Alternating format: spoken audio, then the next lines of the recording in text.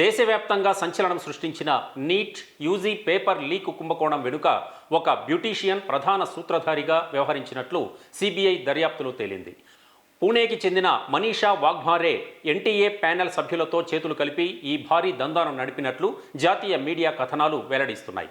పూణేలో beauty parlour నడుపుతున్న మనీషా ఈ లీకేజీ వ్యవహారంలో అందరినీ జోడించే కామన్ లింకుగా పనిచేసింది. నీట్ ప్రశ్నపత్రం తయారీ ప్యానెల్లో సభ్యురాలైన ప్రొఫెసర్ మనీషా గురునాథ్ మందరే తనకున్న యాక్సెస్తో బోటనీ జువాలజీ పేపర్లను ముందే సంపాదించి వాఘ్మారేకు అందించింది.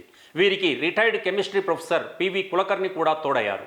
విద్యార్థులను వెతకడంలో ఆయన సహాయపడ్డాడు. ఒక్కో విద్యార్థి నుండి 10 లక్షల చొప్పున డీల్ కుదుర్చుకుని అందులో 2.5 నుంచి 3.5 లక్షల దాకా వాఘ్మారే కమిషన్ తీసుకుంది. ఇలా లీక్ అయిన ప్రశ్నపత్రాలను బ్యూటీషియన్ వాఘ్మారే తన స్నేహితుడైన ధనుంజయ్ లోఖండేకు ఇవ్వగా అతడు నాసిక్లోని కౌన్సిలింగ్ సెంటర్ నడుపుతున్న శుభం ఖైర్నార్కు చేరవేశాడు. శుభం ఆ పేపర్లను పీడిఎఫ్ రూపంలో మార్చి గురుగ్రామ్, జైపూర్లోని ఏజెంట్లకు, విద్యార్థులకు వాట్సాప్ ద్వారా పంపించాడు.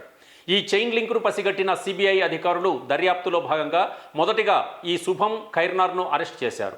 ఈ నెట్వర్క్పై సిబిఐ జరుపుతున్న విచారణలో తాజాగా లాతూర్కు చెందిన రేణుకై కెమిస్ట్రీ క్లాసెస్ ఫౌండర్ శివరాజ్ రఘునాథ్ను అధికారులు అరెస్ట్ చేశారు. సోదాల్లో భాగంగా శివరాజ్ మొబైల్ ఫోన్లో లీక్ అయిన నీట్ ప్రశ్నపత్రం ఉన్నట్లు అధికారులు గుర్తించారు. లీక్ అయిన పేపర్లను ఇతర విద్యార్థులకు చేరవేసిన ముఠాలో ఇతడు కూడా అత్యంత కీలక సభ్యుడని సిబిఐ ప్రాథమికంగా నిర్ధారించింది.